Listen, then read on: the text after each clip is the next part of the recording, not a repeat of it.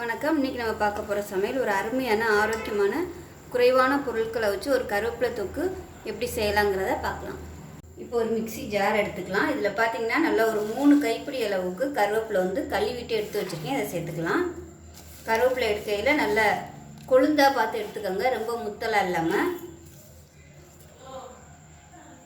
இப்போ இதில் ஒரு 2 டேபிள் ஸ்பூன் அளவுக்கு மிளகாத்தூள் சேர்த்துக்கலாம். காரம் எவ்வளோ தேவையோ அதுக்கு தகுந்த மாதிரி சேர்த்துக்கோங்க. இதில் ஒரு 10 பல் பூண்டு சேர்த்துக்கலாம். சின்ன நெல்லிக்காய் சைஸுக்கு புளி சேர்த்துக்கலாம். தேவையான அளவுக்கு உப்பு சேர்த்துக்கலாம். 50 ml அளவுக்கு தண்ணி சேர்த்துக்கலாம். இப்போ இதை நல்லா நைஸாக அரைச்சிட்டு பார்க்கலாம். இப்போ நல்லா அடிக்கனமான கடாய் எடுத்துக்கலாம். இதில் நல்லெண்ணெய் சேர்த்துக்கலாம். நல்லெண்ணெய் கொஞ்சம் நிறையா இருந்தால் தான் நல்லாயிருக்கும். அதனால் ஒரு 50 ml அளவுக்கு நல்லெண்ணெய் சேர்த்துக்கலாம். இப்போ பாருங்கள், எண்ணெய் நல்லா சூடாகிடுச்சு. இதில் 1 டீஸ்பூன் போல் கடுகு சேர்த்துக்கலாம்.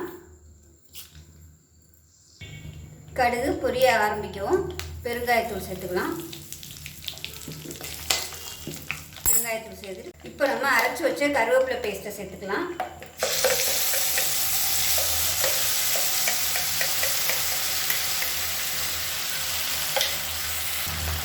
சேர்த்துட்டு நல்லா கலந்து விட்டுக்கலாம். அடுப்பு கொஞ்சம் நல்லா மீடியத்தில் வச்சுக்கோங்க. ரொம்ப ஹை ஃப்ளேமில் வச்சிங்கன்னா முகத்தில் தெரிக்கும். மீடியமான ஃப்ளேமில் இருக்கட்டும். இப்போ இது நல்லா கொதிச்சுக்கிட்டு இருக்குது. இதில் 1 டேபிள் ஸ்பூன் அளவுக்கு வெல்லம் சேர்த்துக்கலாம். இது உங்களுக்கு அந்த புளிப்பு காரம் எல்லாத்தையுமே பேலன்ஸ் பண்ணி கொடுக்கும். இது விருப்பம் இருந்தால் நீங்கள் சேர்த்துக்கோங்க, இல்லைன்னா விட்டுறலாம். அப்பப்போ நல்லா கிளறி விட்டுக்கிட்டே இருக்கணும். அந்த தண்ணி சத்தெல்லாம் வற்றி நல்லா கலர் மாதிரி வரணும். அப்படி நம்ம ஊற்றின எண்ணெயெல்லாம் நல்லா புரிஞ்சு வரும். அந்தளவுக்கு நல்லா வற்ற விடணும்.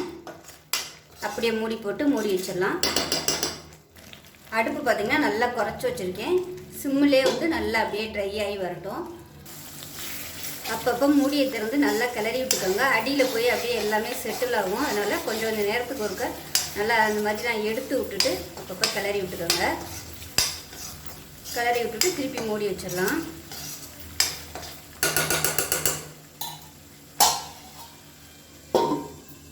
இப்போ நம்மளோட கருவேப்பிலை தொக்கு எப்படி இருக்குன்னு பார்க்கலாம்.